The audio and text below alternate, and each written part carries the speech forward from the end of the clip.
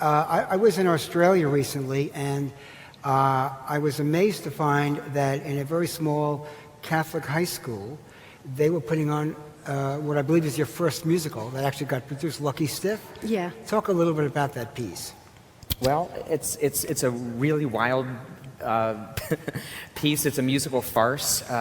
It's about well, Lynn will give the synopsis, but it's based on a comic sort of crime novel by an English author named Michael Butterworth, and it's one of the silliest plots of all time. So I'll let Lynn succinctly put that. Well, essentially, it's about a shoe salesman who inherits $6 million on the stipulation that he take his dead uncle who left him the $6 million, prop him up in a wheelchair, and take him to Monte Carlo for one last vacation. So that's the kind of show it is. That's right. And then it gets complicated from there. And then, right.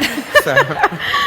And there's a dead body, there's a lot of choreography for the dead body, sort of, this kind of thing. And it's a kind of wacky little show. And it gets done all over. And despite the fact that it wasn't hugely successful the first time out in New York. It actually did okay. Yes, it actually did. Yeah. I know because, we've had some notable ones that didn't, but...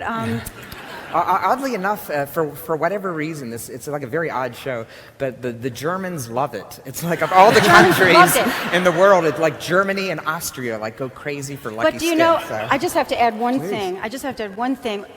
Believe it or not, in the New York Times, that was our very first review in the New York Times, and they said, this is a musical, you see, you remember everything that you read, so I don't read reviews good anymore. And bad, so. But they said, this is a musical theater team to be cherished, and maybe one day they will give the world their own Bells Are Ringing. So we were aligned with Comden and Green in our very first review, and I really cherished that. Yeah. So my metaphor was pretty much on. Very, good. Very good. Oh, good. You did good. Well, there's a song from Lucky Stiff that I love. It's kind of become a standard in cabaret. And anytime I do an evening with Lynn and Steve, I beg Lynn. He forces Lynn to sing this very, very sweet song. It's called Times Like This from Lucky Stiff. Yes, he forces me. Oh, well, as I'm doing this, I'm short. I didn't wear. It's a very heels. tall singer out here. I see. Help. Okay.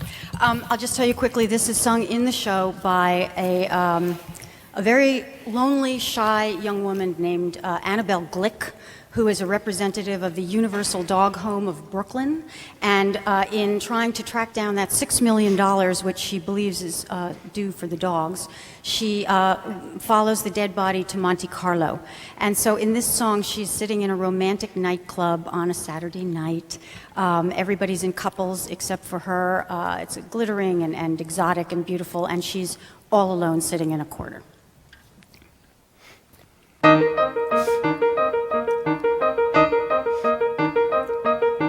All I have to say is I am happy to be sitting here doing what is meaningful to me,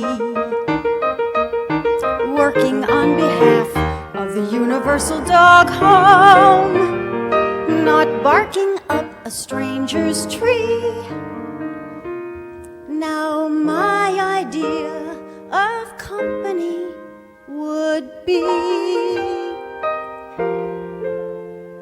a friendly face, the kind of face that melts you with a grin, the kind of eyes that welcome you the minute you walk in, a tender glance you simply can't refuse. At times like this, a girl could use a dog. He listens when you tell him things, there's nothing you can't say. And unlike certain people, you can teach him how to stay. And if the world is giving you the blues, he cheers you up by chewing up the news. It's things like that that make you choose a dog. Other people need romance, dancing, playing around. Other people need constant fun. Well, I'm not one. I have my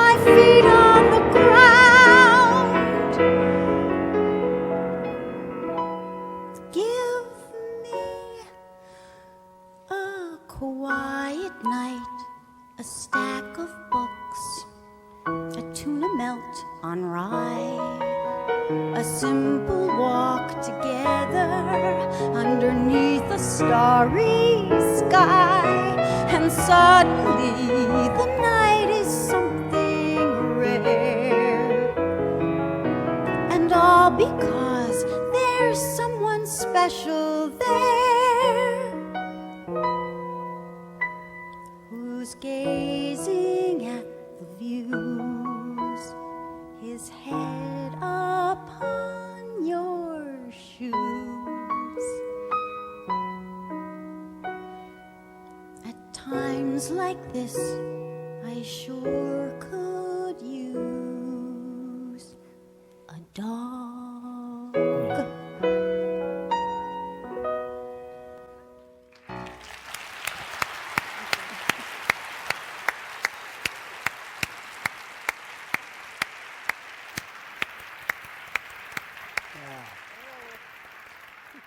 Thank you. You're welcome. Thank you.